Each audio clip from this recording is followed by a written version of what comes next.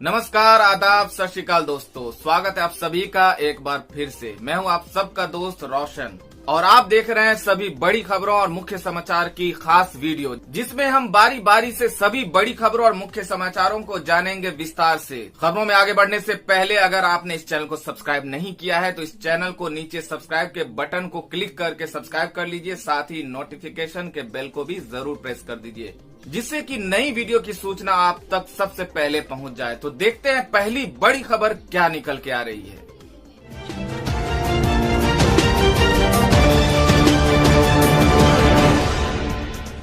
दोस्तों, पहली बड़ी खबर निकल के आ रही है। तेलंगाना में लॉकडाउन 29 मई तक बढ़ाया गया। मुख्यमंत्री केसीआर ने की घोषणा। बता दें कि तेलंगाना में कोरोना वायरस के बढ़ते मामलों को देखते हुए प्रदेश सरकार ने राज्य में लॉकडाउन को बढ़ाकर 29 मई तक कर दिया है। तेलंगाना के मुख्यमंत्री के चंद्रशेखर राव ने मीडिया को जानकारी देते हुए बताया कि राज्य में कोरोना वायरस के संक्रमित मरीजों को देखते हुए ये फैसला लिया गया है। बता दें कि पिछले सप्ताह से तेलंगाना में कोरोना वायरस के मामलों में तेजी देखी गई है। राज्य में अब तक 1000 से अधिक कोरोना संक्रमित मामले सामने आ चुके हैं। इसके अलावा मुख्यमंत्री ने चंद्रशेखर राव ने तेलंगाना निवासियों से कहा कि जनता को शाम 6 बजे तक आवश्यक वस्तुओं की खरीद पूरी कर लेनी चाहिए और उन्हें अपने आवासों तक पहुंच जाना चाहिए। तो अगली बड़ी खबर निकल के आ रही है। लॉकडाउन के बीच जमकर बिकी शराब। यूपी में 300 करोड़ तो राजस्थान में 2 घंटे में 59 करोड़ की बिक्री। बता दें कि लॉकडाउन 3 के पहले दिन शराब बिक्री पर पाबंदी हटी तो कारोबार भी गजब का हुआ। यूपी में एक दिन में 300 करोड़ की शराब बेची गई तो राजस्थान में सिर्फ 2 घंटे में 59 करोड़ की बिक्री हो गई। छत्तीसगढ़ में भी कल 35 करोड़ रुपए की शराब बिकी। शराब की दुकानों पर आज भी सुबह से लंबी लाइन लगी है। बता दें कि सोमवार को लॉकडाउन में रियायत के साथ शराब की दुकान खुलते ही लोगों की लंबी कतार दिखी। दिल्ली में हंगामे और बवाल के बाद कई जगह शराब की दुकानें बंद कर दी गयी।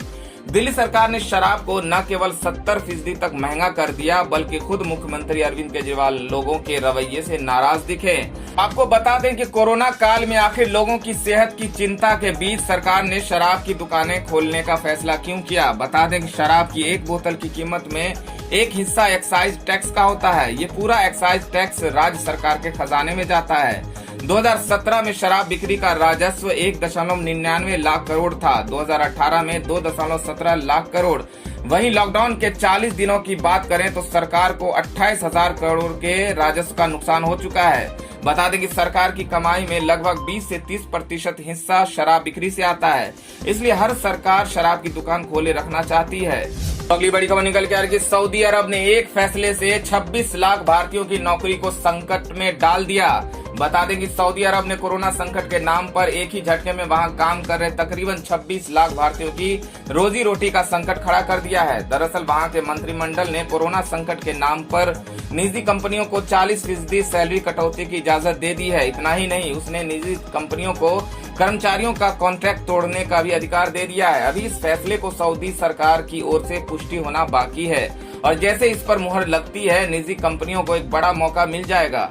असल में कोरोना वायरस के चलते इस वक्त सऊदी अरब भी बहुत ज्यादा आर्थिक दबाव में चल रहा है। उसका तेल बिक नहीं पा रहा है और उसका अंतर्राष्ट्रीय मुद्रा भंडार तेजी से खाली होता जा रहा है। अरब के एक नामी अखबार अशराल अल अवसात ने जो खबर दी है, उससे लाखों भारतीय परिवारों को बहुत बड़ा झटका लग सकता है। इसके मुताबिक सऊदी अरब की कैबिनेट ने प्राइवेट सेक्टर की कंपनियों को सैलरी में 40% तक कटौती की अनुमति दे दी है। इतना ही नहीं, उसने कोरोना वायरस की वजह से पैदा हुई मुश्किल आर्थिक हालातों के मद्देनजर उन कंपनियों को कॉन्ट्रैक्ट बीच में ही तोड़ने की भी इजाजत दे दी है। अखबार के मुताबिक सऊदी अरब के मानव संसाधन और सामाजिक विकास मंत्रालय देश के लेबर सिस्टम में बदलाव के लिए तैयार हो गया है। इसके तहत कंपनियां अपने कर्मचारियों के असल वेतन में से 6 महीने तक 40% कम कर सकती है। तो अगली बड़ी खबर निकल के आ रही है कि असदुद्दीन ओवैसी बोले, नेगेटिव टेस्ट के बाद भी तबलीग के लोगों को क्यों डिस्चार्ज नहीं किया जा रहा है। बता दें कि हैदराबाद से सांसद असदुद्दीन ओवैसी ने कोरोना संक्रमण के शक में क्वारंटीन किए गए निजामुद्दीन मरकज से जुड़े लोगों को अभी तक घर न जाने के देने के फैसले पर सवाल उठाए हैं। ओवैसी ने कहा कि जिन लोगों ने टेस्ट नेगेटिव आ चुके और 2 बार क्वारंटाइन का समय वो पूरा कर चुके, तो उन्हें डिस्चार्ज क्यों नहीं किया जा रहा। ओवैसी ने ट्वीट कर एक खबर का लिंक भी शेयर किया जिसमें बताया गया है कि समय पूरा होने के बावजूद जमातियों को डिस्चार्ज नहीं किया जा रहा है। ऑल इंडिया मजलिसे इत्तेहादुल मुस्लिमीन के प्रमुख असदुद्दीन ओवैसी ने ट्वीट कर लिखा, नेगेटिव टेस्ट के बाद भी निजामुद्दीन मरकज के लोगों को डिस्चार्ज क्यों नहीं किया जा रहा है। वो 2 बार जरूरी क्वारंटाइन का अपना समय भी पूरा कर चुके हैं। इसके बावजूद दिल्ली सरकार उन्हें डिस्चार्ज करने की इजाजत नहीं दे रही। ये 31 मार्च से वहां है और उनको तुरंत छुट्टी दी जानी चाहिए। तो दोस्तों, खबरों में आगे बढ़ने से पहले बात कर लेते हैं आज के माइंड क्विज के सवाल का, जिसका जवाब देकर आप जीत सकते हैं एक बम्पर इनाम। तो देखते हैं आज का सवाल क्या है। आज का सवाल है, आपको बताना है कि बिहार के राज्यपाल का क्या नाम है। सही उत्तर आप कमेंट में नीचे दे सकते हैं और सही जवाब देने वाले को रैंडमली सिलेक्ट करके उन्हें दिया जा सकता है एक शानदार उपहार। तो बढ़ते हैं अगली बड़ी खबर की ओर। तो अगली बड़ी खबर निकल के आ रही है कि दिल्ली में कोरोना टैक्स के बाद भी शराब की दुकानों पर लंबी लाइनें, लोगों ने बरसाए फूल। बता दें कि लॉकडाउन में शराब की दुकानें खोले जाने के बाद लगातार इन दुकानों पर भारी भीड़ है। दिल्ली सरकार ने शराब पर स्पेशल कोरोना फी टैक्स लगा दिया है, जिससे शराब के दाम एक साथ काफी बढ़ गए हैं। इसके बावजूद शराब खरीदने वालों की लंबी लाइनें हैं। एक तरफ लोगों ने शराब की दुकानें तय सीमा पर न खुलने को लेकर नाराजगी जाहिर की है, वहीं कुछ लोगों ने शराब लेने आए लोगों को अर्थव्यवस्था बचाने वाले बताते हुए फूल भी बरसाए। बता दें कि दिल्ली के चंदर नगर में मंगलवार को एक शख्स शराब की लाइन में खड़े लोगों पर फूल बरसाता दिखा। शख्स कह रहा था कि आप इस देश की अर्थव्यवस्था को मजबूत कर रहे हो। इस दौरान लाइन में लगे लोग भी हाथ जोड़कर अभिवादन करते दिखे। इनका कहना है कि ये लोग देश के लिए काफी जरूरी काम कर रहे हैं। बता दें कि दिल्ली के लक्ष्मी नगर में शराब लेने आए एक शख्स ने कहा कि शराब पर 70% टैक्स बढ़ाया गया है, लेकिन इससे कोई दिक्कत नहीं है, इसे हम अपनी तरफ से देश के लिए डोनेशन मान रहे हैं। इस शख्स ने इस दौरान कहा कि मैं सुबह 6 बजे से यहाँ खड़ा हूँ। शराब की दुकान 9 बजे खुलनी थी, लेकिन पुलिस इससे 5 मिनट पहले आई। प्रशासन को सतर्क रहने की जरूरत है। इस दौरान कुछ गड़बड़ हो जाती तो कौन जिम्मेदार होता।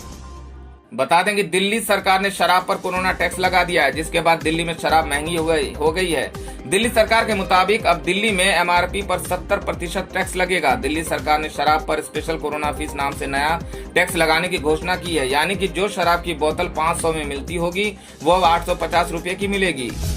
तो अगली बड़ी खबर निकल के आ रही है कि लॉकडाउन के बीच दिल्ली वालों को डबल झटका। शराब के बाद केजरीवाल सरकार ने बढ़ाए पेट्रोल डीजल के दाम। बता दें कि लॉकडाउन में दिल्ली वालों को डबल झटका लगा है। दिल्ली सरकार ने पहले शराब की कीमत पर 70% कोरोना टैक्स लगाने के बाद अब पेट्रोल डीजल की कीमतों में बड़ी बढ़ोतरी की है। दिल्ली में पेट्रोल डीजलों की कीमत में बड़ी बढ़ोतरी कर दी गई है। दिल्ली की केजरीवाल सरकार ने पेट्रोल डीजल पर वैट बढ़ा दिया है। बता दें कि वैट बढ़ने के बाद दिल्ली में आज से पेट्रोल डीजल दोनों की कीमतों में बढ़ोतरी हो गई है। दिल्ली में आज से पेट्रोल 1.67 रुपए प्रति लीटर और डीजल 7.10 रुपए महंगा हो गया है। दिल्ली में मंगलवार से अब पेट्रोल की कीमत बढ़कर 71 रुपये 26 पैसे पर लीटर और डीजल 39 रुपये पर लीटर में बिकेंगे। आपको बता दें कि लॉकडाउन के चलते आर्थिक गतिविधियों के थमने और आवागमन बंद रहने से ईंधन मांग में 70% की गिरावट आई है। दिल्ली सरकार ने इसके बाद तेल पर वैट बढ़ाने का फैसला किया है। इससे पहले नागालैंड सरकार ने पेट्रोल और डीजल पर कोविड-19 टैक्स लगाया। तो अगली बड़ी खबर निकल के आ रही है कि मुंबई में 17 मई तक धारा 144 लागू। कोरोना संक्रमितों की संख्या हुई 9000 पार। बता दें कि महाराष्ट्र के मुंबई शहर में कोरोना वायरस का खतरा अभी भी बना हुआ है, जिसके चलते यहाँ 17 मई तक CRPC की धारा 144 लागू रहेगी। मुंबई पुलिस के अनुसार शहर में सभी गैर जरूरी सेवाओं के लिए एक या एक से अधिक व्यक्तियों की आवाजाही रात 8 से सुबह 7 बजे के बीच प्रतिबंधित रहेगी। मुंबई में कोरोना वायरस संक्रमण के अत्यधिक मामलों की वजह से पूरे शहर को रेड जोन घोषित किया गया है। अधिकारी ने एक आधिकारिक आदेश के हवाले से कहा, हमने CRPC की धारा 144 को बढ़ा दिया है, जिसमें लोगों के जमा होने पर पाबंदी है। अधिकारी ने कहा कि नागरिकों को सुबह 7 बजे से रात 8 बजे के बीच आवश्यक वस्तुओं को खरीदने के लिए घरों से बाहर निकलने की अनुमति है, लेकिन उन्हें सामाजिक दूरी कायम रखने के नियम का पालन करना होगा।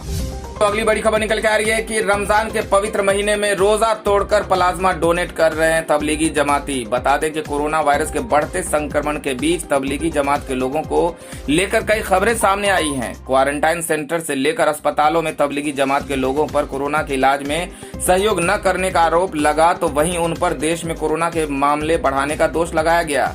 इसी बीच इस समुदाय के लोग अब कोरोना की लड़ाई में सहयोग देने के लिए आगे आ रहे हैं। तबलीगी जमात के 150 लोगों ने पवित्र रमजान का रोजा तोड़कर प्लाज्मा डोनेट करने और कोरोना से जूझ रहे लोगों की मदद करने की दिशा में कदम बढ़ाया है। कोरोना से ठीक हो चुके करीब 150 जमातियों ने दिल्ली के 3 सेंटर्स पर प्लाज्मा डोनेट करने का फैसला किया। दिल्ली स्वास्थ्य मंत्रालय की ओर से प्लाज्मा कलेक्शन ड्राइव की जिम्मेदारी संभाल रहे डॉक्टर मोहम्मद शुएब अली ने बताया कि 3 क्वारंटाइन सेंटर्स पर प्लाज्मा सैंपल कलेक्ट करने का काम किया जा रहा है। उन्होंने बताया कि 150 तबलीगी जमात के लोगों ने प्लाज्मा डोनेशन की इच्छा जताई है। उन्होंने बताया कि प्लाज्मा डोनेट करने से पहले डोनर को खाना खाना होता है। ऐसे में जमातियों ने रोजा तोड़कर प्लाज्मा डोनेट करने का फैसला किया है। अगली बड़ी खबर निकल के आ रही है। भीड़ के चलते दिल्ली में शराब दुकानदारों की मांग, ऑनलाइन शुरू की जाए बिक्री। बता दें कि लॉकडाउन 3 में शराब की दुकानों को खोलने के आदेश सरकार की ओर से दिए गए हैं। कई जगहों पर सोमवार को शराब की दुकानों पर भीड़ भी दिखाई दी, इसलिए शराब निर्माता कंपनियों ने शराब की ऑनलाइन बिक्री को इजाजत देने की वकालत की है। कोरोना वायरस महामारी के कारण पूरे देश में 25 मार्च से लॉकडाउन लागू है। 3 मई से 17 मई तक लॉकडाउन का तीसरा चरण चलेगा। सरकार ने राजस्व के हो रहे नुकसान के मद्देनजर लॉकडाउन के तीसरे चरण में शराब की दुकानों को खोलने की ढील दी है। इसी के तहत करीब 40 दिन बाद शराब की दुकानें सोमवार को खुली। हालांकि लोगों की भारी भीड़ उमड़ने और अफरा तफरी मचने के कारण दिल्ली, पश्चिम बंगाल, राजस्थान और आंध्र प्रदेश में खुलने के कुछ मिनट बाद ही दुकानों को बंद करना पड़ा। बता दें कि शराब उद्योग से जुड़े संगठनों ने कहा कि करीब 1.5 महीने से लोगों को शराब नहीं मिली। इस कारण सोमवार को दुकान खुलते ही लोग इस दुकान पर टूट पड़े। कुछ संगठनों ने कहा कि उन्हें पहले से ही ऐसा होने का अंदेशा था और इसी कारण उन्होंने सरकार को शराब की ऑनलाइन बिक्री करने और होम डिलीवरी करने की इजाजत देने का सुझाव दिया था। AIDA ने दुकानें खोलने की छूट के देने का निर्णय का स्वागत करते हुए कहा कि स्थानीय प्रशासन को दुकानों पर भीड़ नियंत्रित करना चाहिए था। उन्होंने सुझाव दिया कि सरकार को अन्य उत्पादों की तरह शराब की ऑनलाइन बिक्री की अनुमति देनी चाहिए। ये लॉकडाउन अवधि के दौरान सामाजिक दूरी के मानदंडों का अनुपालन सुनिश्चित करेगा। अगर ऑनलाइन बिक्री जैसे चैनलों को अनुमति दी जाती है तो इससे दुकान पर भीड़ कम हो जाता है और बहुत से लोगों को दुकान पर जाने की जरूरत नहीं होगी। तो अगली बड़ी खबर में बात कर लेते हैं आज के मौसम समाचार की। तो बता दें कि अगले 3 दिनों तक इन 10 राज्यों में हो सकती है भारी बारिश। स्काईमेट ने जारी किया अलर्ट। बता दें कि कोरोना संकट के बीच देश के कई राज्यों में गर्मी और बारिश के बीच आंख मिचौली चल रही है। कहीं लोग गर्मी से परेशान हैं तो कहीं पर बारिश ने लोगों का जीना मुहाल कर रखा है। स्काईमेट वेदर के मुताबिक पश्चिमी विक्षोभ उत्तरी पाकिस्तान और इससे सटे जम्मू कश्मीर के पास पहुंच गया है। इसके प्रभाव से विकसित हुआ चक्रवाती हवाओं का क्षेत्र मध्य पाकिस्तान और इससे सटे पश्चिमी राजस्थान पर है। इसी कारण राजस्थान के कई हिस्सों में धूल भरी आंधी देखने को मिल रही है। तो वहीं स्काईमेट ने कहा कि उत्तर प्रदेश और बिहार में 4 से 6 मई के बीच भारी बारिश होने की संभावना है।